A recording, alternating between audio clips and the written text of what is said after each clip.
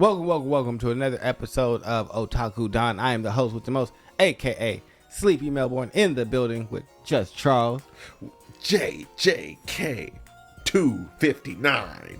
I really need JJ Akatane to really label these things better, because like One Piece has like nice distinct things. His is the decisive battle in uninhabited demon-infested Shinjuku. That is not a good title.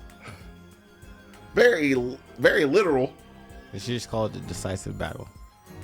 Okay, the decisive battle. But we get to start off with Yuji actually going through some of the training with Choso for blood manipulation, which he has to do the hard way because Choso is not going to be one of the people that is switched into his body throughout the month. Choso is sad because he cannot teach him Supernova because we don't have the time to make blood manipulation a potent weapon for Itadori. I mean, it's not a very good matchup for Sukuna, period. Like with Furnace, like it would be fine against Sever and Slice. Yeah. But the problem with blood manipulation is outside of the initial technique, like the movement of it is slow and cumbersome. Unless you can get it to you much faster, which that's how he did it with Supernova, where he got it to be like the insta shot, but Yuji doesn't have time to learn how to compress it down like that. So we go in, the first thing we do is we explain that Ryoma Sukuna pretty much I think he did 2 new binding vows. One attaches Furnace now directly to his malevolent shrine, and he can only target more than one person when he's using it with malevolent shrine. Yes. And 2, he made it so his domain only captures living creatures, making it airtight. Realistically creating a true furnace. Yep. And also we figure out how he uses this technique overall. Apparently he has to set up Sever and Slice in order to open the furnace itself. Yes, and we have Urame saying this is our victory. But it isn't, because we have Choso turning his whole body into a barrier and dome to protect Yuji. Because he's always willing to put his money where his mouth is. Yes, and so can't say anything about Choso when it comes to stuff like that. Yeah, he apologizes for not being able to teach him more, and then they go into like a dream as soul state where they have a conversation about reverse cursed energy and how Yuji has surpassed Choso in that area. And then Choso goes to talk to his 2 other brothers. Yeah. And that's the reason why I say that he actually combined with him, because the 2 other brothers are inside Yuji. That's true. I mean, I'm not opposed to the idea. Oh, yeah. I mean, you were just saying because factually it probably might not happen. Yeah, because I was just like, well, I know Choso's body is being eradicated, so unless he can absorb the soul just directly, which I don't know. Oh, Yuji may be able to at this point. He might be. I don't know. So I just say I don't know. But we see Choso burnt to a crisp, and Yuji saying thank you, big brother, the first time that he has called Choso his brother. And then brother! And then breaks out, and he is ready for action. We see Ryuma Sukuna just kind of sitting here like, mother! Yep. And then boom, Toto appears.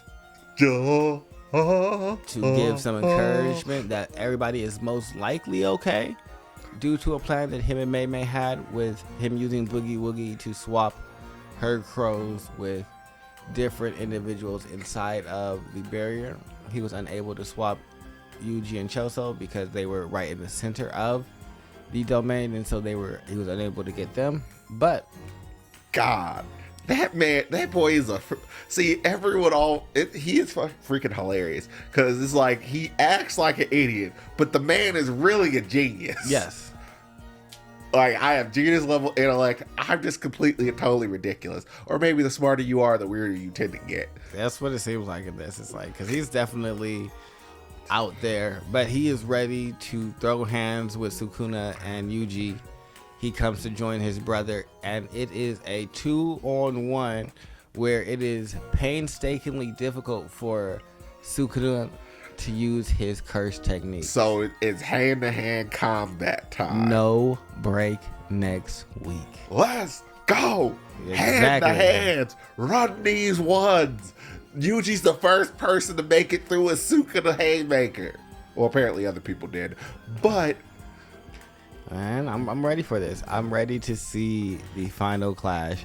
And it is fitting that it's Todo and Yuji, just as it was with Yuji getting brought up by Todo for them to be the ones that finishes. I foresee Todo taking the L in this match, but that's only going to fuel Yuji to finally put it wouldn't surprise me if in we the do dirt. If we do a swap and like Todo takes a wound that he can't really recover from, but it's like I don't know.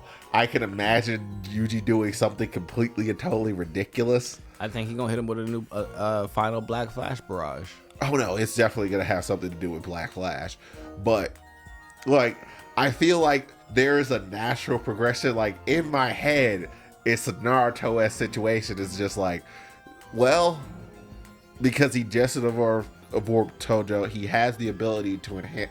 Like he has all this soul manipulation, and then we had Divergent Fist to start. Well, see, with I just see him punching because realistically, Sukuna is still in Megumi's body. So I think that when he does his Black Flash barrage, it's going to be realistically destroying his soul, and that's how they're going to get rid of Sukuna.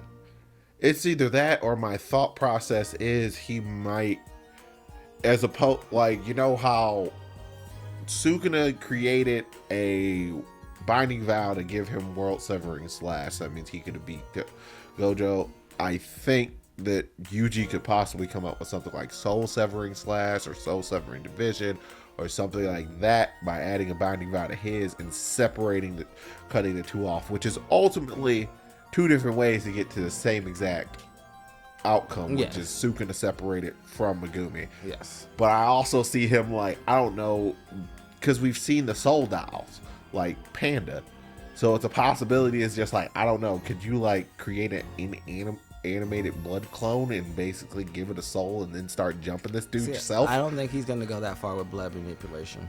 Like, I think that's why they did he can't really use this as an offensive thing. So I think they're just gonna leave that for defense and him reverse curse. I don't ever think that they're gonna take it farther. I think that Sever is going to be.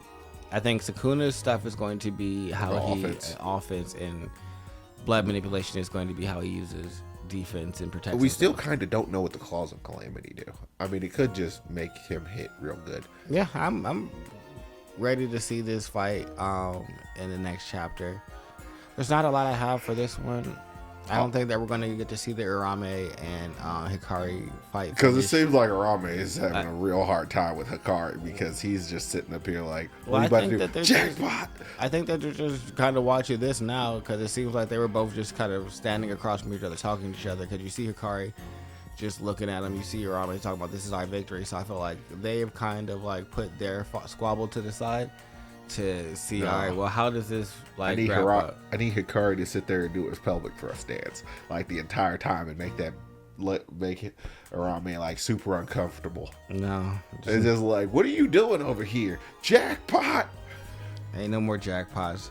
I don't think. I don't know. It just I mean, seems at like this they're point, kind of like Hikari could probably run over there and actually beat Sukuna because he doesn't have the ability to resist his domain expansion anymore. I don't think Urame is going to allow him to get there. I think what you gonna do? Stop him. I don't think that he's stronger than Urame. I think that they're equal. I think that they're equal, and that's why they're just watching this. They recognize that, all right, well, we're at a stalemate, and so either we can continue this, and realistically, it don't matter whether I win or you win, because if Sukuna loses and I win, I'ma lose. And if Sukuna wins and you win, you gonna lose. So yeah, well, if Sukuna loses and you win, regardless, you're dead. Yeah, you're dead. Yeah. I mean, you won the culling game. Congratulations. Yeah, so it's like there's no point for either one of them to continue until. Well, Yuji's still alive. You didn't win the color game. Yeah, so you got technically Megumi's still alive, depending upon the way this goes down. And he didn't win the killing game. True, but man, I'm excited for next chapter. I don't have too much else for this. Cavalcade of Black Flash. Anything else for you? Man, I don't know. I'm like JJK's had me the most hype out of anything so far because it's just like yeah, let's go. We about to jump up again, and also Sukuna smiling. If you hadn't noticed, like the entire time he's been fighting him, it's not like I think Sukuna enjoys the fact that he has actual good competition. I think that. Well, I mean, normally he was upset. This is the first time he smiled about it because he's just kind of sitting here like, oh. Well, as of this point, I actually have another equal. Never thought this would turn around and happen this quickly. Yeah, so now it's time for life or death. And so, hopefully... And nobody's beating Yuji in a hand-to-hand combat. Yuji gets out of here and knocks Sukuna into next year and beyond. But I'm out of here. I have nothing else for you. Comment, subscribe. We love you. Bye-bye.